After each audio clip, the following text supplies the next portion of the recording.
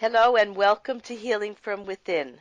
I am your host, Sheryl Glick, author of The Living Spirit, Answers for Healing and Infinite Love, that shares stories of spiritual awakening, communication, healing energies, miracles, and a way to empower yourself for greater health, prosperity, and happiness. And I welcome today Jonathan Robinson, author of his new book, More Love, Less Conflict, who will help you recognize the stress in your relationships and suggest simple, practical, easy communication skills that can set things right.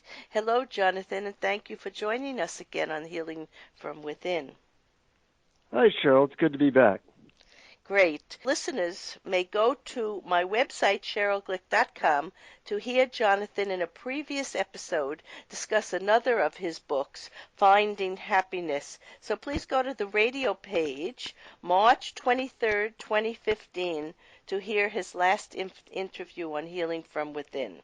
Jonathan, as listeners of Healing from Within are so well aware, my guests and I share intimate, personal, and insightful stories that help us pay more attention to our thoughts and actions as we begin to see past the physical constraints that cause so much pain and dysfunction and realize our dual nature as both spiritual and physical beings who, with the right tools, understandings, and lifestyle, can find peace, love, and success in joyful living. In today's episode of the show, Jonathan Robinson, psychologist and author of 12 books, who has made numerous appearances on The Oprah Show and has articles in USA Today, Newsweek, and the Los Angeles Times, and co-hosts the podcast Awareness Explorers, states that everyone really wants care, understanding, and empathy in their relationship. However, the four culprits, or the four horsemen of the relationship apocalypse, denigration, denial, dismissal, and distraction, often separate us from having the best interaction with our partners, and indeed all people.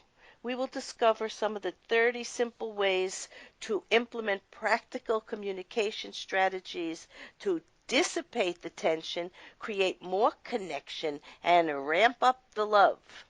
Jonathan, you might remember this. I always love to Yeah. ask my guests to think back to their childhood or earlier life and remember a person, place, or maybe an event that may have been meaningful to them or others around them and have shown a glimpse into the adult and lifestyle that they would value and embrace. Because so Mm. much is there with us from the Yeah. very beginning. Yeah, I was lucky in that despite being born into a really difficult and violent family, I had an uncle who was a hypnotist. And I remember even at age 9 or 10, seeing that he would hypnotize people to be a totally different person. And I Mm. thought, wow, I'd like to be a totally different person and get out of this violent family I'm part of. And that got me into hypnosis and meditation at the age of 10, which Wow. I've been doing ever since, and really led me on a whole different path. That's very interesting. Now, I studied hypnotherapy, and I wasn't that really good at it. But to tell you the truth, as a Reiki practitioner, I am using all types of skills, and now I'm able to help a person relax and go into a different state of consciousness. So I guess whatever I learned was also helpful. And we do, Yeah, yeah. yeah. So you have to feel comfortable with the tools that work best for you and trying many different modalities. I often say to my listeners out there and my clients, uh, one thing can't do everything. We need to have a whole panel of therapies and helpers and life experiences so that we can continue to grow and benefit. And if one thing doesn't work that well for you, well, then try another. And you'll find Absolutely. where Yeah, what works for you. So let's go you know, on to, I kind of yeah. became a collector of methods, and methods that especially took under a minute to do. because I think everybody wants more peace and love. Yes. So I now have 167 methods that lead to more peace and love in under a minute. And my books are basically a description of those methods, and I thought you and I could try out a couple even during the show. Yes, we will. And I've been thinking about peace a lot because a long time ago I was at a healing workshop in Lilydale. That's in New York, where a lot of intuitive healers and mediums go during the summer. And the woman was giving readings to everyone. I was the teacher. I had a group of my students there, and she simply looked at me and she said, "I wish you peace." And I never forgot it. And I thought long and hard what peace really is. And I have discovered peace is being comfortable within yourself, accepting yourself and everybody else and as life flows, and not wanting to change anyone, right? And when you can be that way, you have achieved peace. But at the time, I wasn't quite sure what she was aiming for. So let's go on to, how is this book different from your former book, Communication Miracles for Couples? Well, that book ended up being a big bestseller. I got lots of emails from people saying, what they found most valuable. And I realized that people need things that are so simple that even when they're stressed, even when they're upset, they still work. So a lot of the methods in the More Love, Less Conflict book can literally be done in under 5 seconds. Excellent. And they can literally transform a relationship. Let me give you one example. My wife and I, early in our marriage, used to argue a lot, and now we have not had an argument for almost 6 years. And it's because we have a method that is so powerful and so simple, we always do it, and it just involves saying 2 words. Even when I'm upset, I can say 2 words. And the words are yellow light, and yellow light, we have an agreement that if either of us says yellow light, it means that we're starting to get upset, and we're starting to build a momentum of upset, and that we need to take a 2-minute timeout and just sit quietly and hold hands and calm down. And so, 4 or 5 times a year we do that. We take the 2 minutes, and then we're more in our heart, and we can avoid getting the momentum of upset that leads to an argument.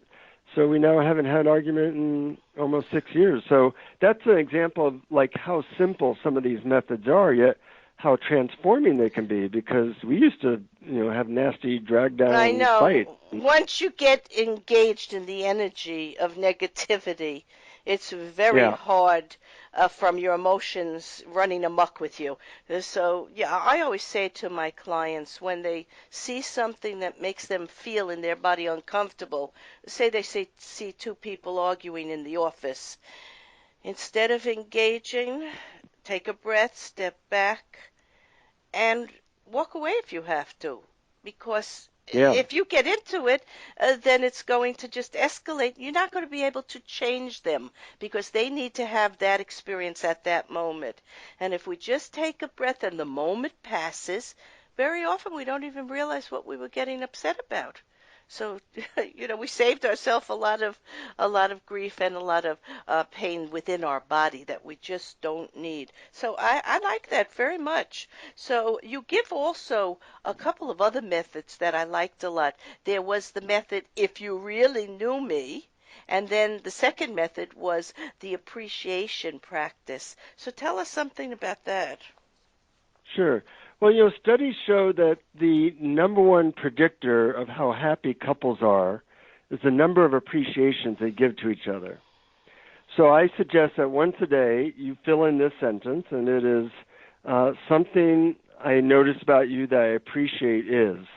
So, something I notice about you, Sheryl, that I appreciate is that I can tell you have a real desire to help people. That you've been doing this show for a while, and you're really trying to get the best, most practical information out there. And I'm a very practical person myself, so that's something I notice I appreciate about you. And I'm already thinking that, but when you say it, it helps to create more of a connection.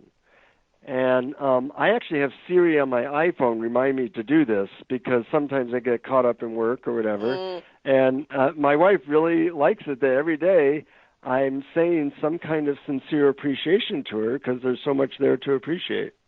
That's true. We just get caught up in our own perceptions and thoughts, and very often we just simply forget to say the beautiful words like thank you, I love you.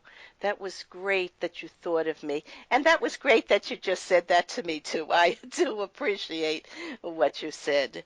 So just saying it makes all the difference. We can think it, but if we don't say it, the other person, most people cannot read minds. Most people have a little psychic ability, but perhaps they're too involved in their other thoughts that they're not picking that up. Let's go on to, I heard you were on a TV show a long time ago, 1990s, with Geraldo Rivera and Donald Trump, when you were promoting your previous book. What was your Yeah. interaction with them like? Well, it's interesting. I'm not a Trump supporter, but something you can see. And I'll tell you what my interaction was in a second. But something you can see with Trump is that sometimes the type of communication that gets you to one level of success does not get you to the next level of success. So, for example, he did become president through his kind of intense way of communicating and Hmm. putting people down, but it's not endearing him to the American people. But I will say this, that communication is the hardest thing that there is in our lives. And we were born Yeah, to interact with people. And that's what the whole of this human journey is about, learning to interact. There are mistakes that are made. Sometimes there's no right or wrong, and there's no failure. There's only experience and communication. And it is, as you know, and as I know with the work we do, there's always so much more to know and to learn. And we have to allow people in their own time and way to grow because we all are yeah. growing, even if we're doing things differently from each other. We're all unique. We have special capacities and abilities, but nobody has it all, and nobody can be all things to everybody. I believe that Trump is the president now because there is a need in the country and the world for his type of energy. It's all about Mhm. energy, and things were Mhm. going amok, wrong, and it's a powerful energy. It's not to everyone's liking, but we need more cooperation and less competitiveness, and perhaps we'll all learn a little bit more about this through what we're seeing going on, and it will help many more people to awaken to a better way of living and communicating with each other. I certainly hope so. I really do. I Another hope so too. I end up having a great interaction with him, um, so I don't have a bad thing to say for my personal interaction. Right. That's what I'm But saying. He what could be a good I guy think and leads it's to the yeah. what I think leads to the most success though is when people have um, communication flexibility, Yes, that's and that true. way you can reach more people. And no matter who or where you are, that if you know how to connect with people in their hearts, that's always going to be useful, whether it be in your personal relationships or in your business. And we don't really learn that in our society, No. that we need to learn how to connect more deeply, especially in a fast-paced world that we live in right now. Yes, you said with the divorce rate almost reaching 50% of all married couples, the reason we're having such a hard time now is there's so much more stress, and many people have little or no training in how to communicate in a way that fosters trust and intimacy. And you know what it is? We're still all battling our childhood wounds, the patterns that we were taught, and the behaviors that were instilled in us. And as we mature and grow, we realize that if these patterns are not working any longer, we must change. But it's not easy to make those shifts and changes. You first have to be aware And then you have to have the skills and tools that you're trying to give people in this book so that they can recognize when they're putting their foot in their mouth and when they're causing that anger to rise instead of that love and compassion to come forward, which is what we want. We want people to be gentler with each other, kinder, more thoughtful, and the right ways to communicate are the only way we're ever going to get there. So let's go on to you tell another part of the process for opening up a good dialogue between people and wishing to improve their communication can begin with 5 simple questions. What they have to start to think about when they start to see the same patterns happening over and over with their husband or wife. And why is it happening? They have to discover what words or what's happening that they're doing. So what do they have to ask themselves? Well, I'm a big believer in good questions because a good question can lead to new insights and a deep conversation. In fact, on the morelovelessconflict.com website, I have a free download called the 12 Questions of Instant Intimacy. And these are questions you can ask anybody, and they always lead to a good, intimate, deep conversation. But in terms of the questions that you were just mentioning, like one of the questions is just to know, okay, what am I feeling? Yes. And another question is, what am I wanting? Because a lot of times we lose track of what we want. I know, I used to get lost in self-righteousness and trying to be right, and really what I wanted was love and connection. Mm-hmm. So knowing what you want, knowing what your partner wants, are really key to being able to get to the love and understanding, which is what we really are all yearning for. All right. And then you say, what stories am I telling myself about this situation? Now that's kind of Yeah, interesting because the story you're telling yourself is not the same story your partner's telling themselves. That's exactly, that's where the exactly. trouble comes. So if you make, say, your wife makes lasagna and you come home for dinner, and it was on your mind that you wanted to have steak, and or she booked a restaurant and it's not the type of food you wanted. So the story you're telling yourself is at that moment probably, well, she didn't care enough to call me and find out, and she's doing what she wants, and I'm not being considered and thought of and loved, and there's the whole, you know, wham, it's going up Yeah, into yeah. smoke right away. So it's very important to know how your partner is thinking, what they want, what they feel. And it's important to know what you want and what you feel. And then you have to listen. You have to ask the question and listen to what the other person says. But so many people are so interested in their own thoughts going on in their head that they just want to get it out before they forget it. And this is another skill that has to be learned, how to Yeah, listen. I once asked, one of the times I was on the Oprah show, I knew a little bit of her background, that she was, really poor. She had Mm, been raped twice by the time she was 14, never lived in a house that even had running water. I said, how'd you end up on she's currently the most loved person on the planet. mm. And she said, well, I realized I didn't have anything going for me except for the fact that I cared about people and I wanted to understand them. Well, it ends up everybody wants to be understood. So as Mhm. she expressed her understanding of people, it led to all the good things that have happened in her life. And that's a skill everybody can learn. How everybody wants to be understood, but not many people are very good at understanding others.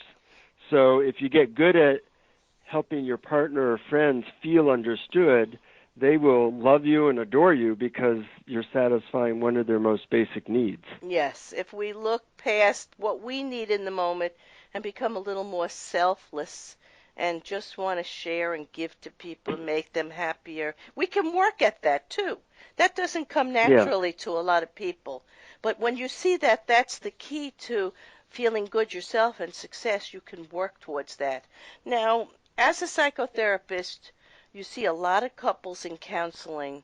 And what is the most common issue that you see come up over and over again? Well, fortunately, there's only one, It really comes down. It really comes down to both people are blaming the other for their problems. Blame. Oh, there's the big word. Blame. Yeah. Blame. Never once, Cheryl, have I blamed my wife where she then said, "Oh, yeah, thanks for showing me that. Now that I see the errors of my ways, I'll have to change." That's never worked like that. But we always think that if we could just show our partner how wrong they are, they would agree with us. Well, it doesn't go like It that. doesn't work, So, but everybody, many people are still doing that. As a Reiki energy practitioner and teacher and medium, I have discovered that, as you have, most people simply want to love and be loved, but they don't know the universal law of attraction, which says if you are not in alignment to this energetic principle, and this principle states what you send out into the world in the way of thoughts and actions is returned to you. Therefore, the best way to achieve what you need or want is to become more of that state of being. So to become more loving, and you'll receive more love. To become more generous, and more will come back to you. To be kinder, that, and you will see people responding in kinder ways. It is a universal law of energy, and you cannot use blame. If you blame people, they're going to blame you. It's constant energy, repetitive energy of negativity. So yeah, that's the truth. Be there's no what you wiser words than that. yeah, be what you want the world to be. Begin with yourself. I would say that. And Yeah. in my book, The Living Spirit, I address this very important issue, and I wrote, each of us is unique, but we are on different karmic and energetic pursuits. As we learn to apply energetic laws and use them more consistently, we will help create a more harmonious world. And you're doing that with the techniques you're offering, and I'm doing it with helping people know they're very much more than they appear to be. And Yeah. when they work on themselves first and make themselves happy, no one in the world will take that away from them, and there'll be no need for blame anymore. So let's go on to, okay. Oh, this is interesting. Well, What? Cheryl, along those lines, I started a podcast called Awareness Explorers that is all about simple ways of finding peace, because peace and love are the things I think everybody wants. And most people, they don't really know good ways of getting there. Money is a way of finding peace, but it doesn't work that well. No. Otherwise, all the millionaires and billionaires would be totally peaceful. Hmm. So the good news is that there's always new methods now that can get people to a place of peace or love much quicker than the methods we have used, like trying to manipulate people. That's trying to get yourself to a place of peace, but Doesn't work. as we know, it doesn't work.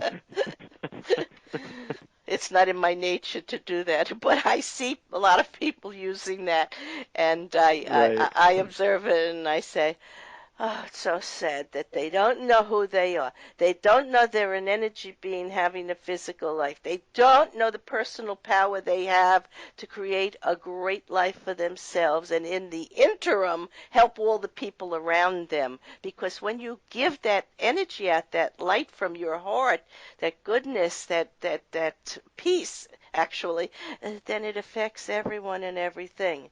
But you can't Yeah. do it. You can't do it by manipulation, blame, anger, greed, jealousy, or any of the lower emotions. So that's what we're talking about here.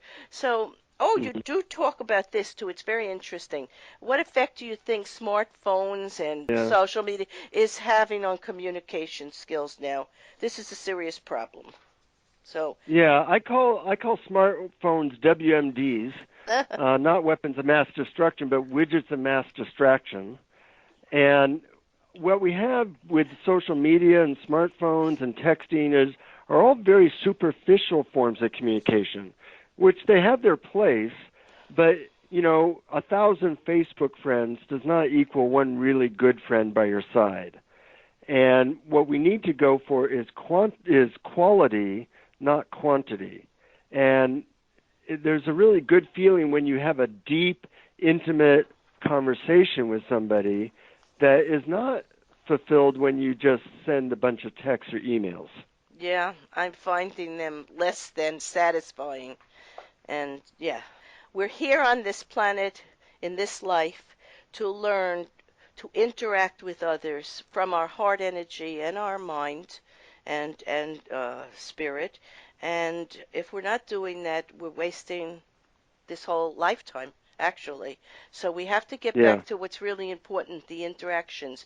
Now, do men and women communicate differently? I know they do. I wrote about that in my book, The Living Spirit, but tell us something about that.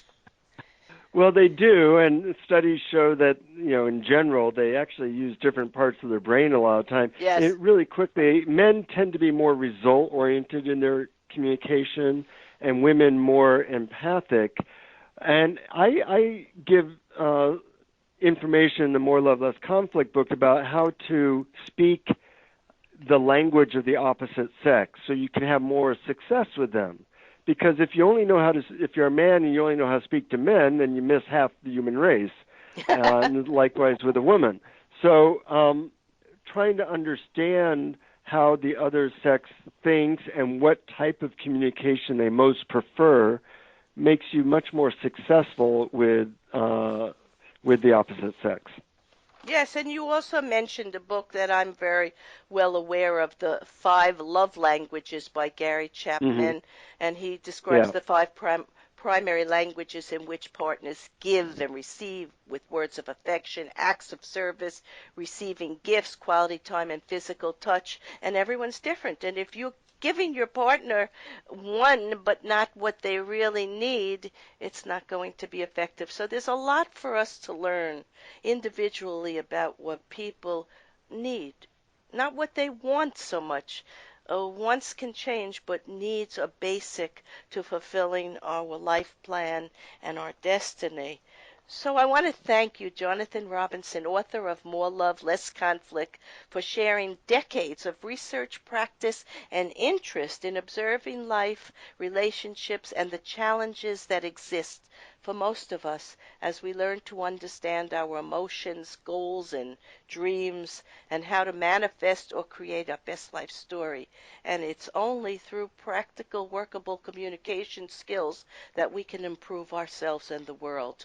For more information on this topic and to purchase this book, go to morelovelessconflict.com. In summarizing today's episode of Healing from Within, it becomes clear to each of us that finding peace and happiness, well-being, and a productive life is based on moving past ego, an ego-minded reality, and the fears and limitations, to finding better ways to appreciate ourselves, partners, friends, and family. And to do this, we need to constantly work on understanding our own emotions, triggers, traumas, and wounds, so we can begin to understand through communication, patience, acceptance, and proactive behavior rather than reactive action, that we can improve the quality of our relationships. And you and I would both say, let's let go of the blame. Jonathan says, absolutely. yeah, Jonathan says that no matter the skill, we go through four distinct stages. In the first stage, you are aware of how much you don't know. We started off at the beginning talking about that. In the second stage, you understand there is a lot to learn. In phase 3, if you don't give up, you begin to use your new skills to create the results you need. And in stage 4, you achieve what is called unconscious competence. You become a master communicator. And that's what we would like to work towards. It's not an easy goal. Jonathan, you also gave a quote from a monk from around the year of 1100 and wrote, "When I was a young man, I wanted to change the world. I found it was difficult to change the world, so I decided to change my nation. When I found I couldn't change the nation, I began to focus on my town. I couldn't change my town. Now, as an old man, I realize the only thing I can change is myself. And suddenly I realized that if long ago I had changed myself, I could have made an impact on our town. that impact could have changed the nation, and I could indeed have changed the world. So Jonathan and I would hope that we all begin anew to love ourselves as we are not perfect, and no one or nothing is, but as reflections of the universal source of creation and as evolving souls with an increasing degree of awareness and consciousness leading to love and compassion, we learn to communicate honestly with empathy and indeed move forward to that goal we were talking about throughout the show, peace. I am Sheryl Glick, host of Healing from Within, and invite you to my website, SherylGlick.com, to listen to and read about leaders in the metaphysical fields and ordinary people achieving extraordinary results in exploring the world and mind, body, and spirit. Shows may also be heard on webtalkradio.net and dreamvision7radio.com. Thank you.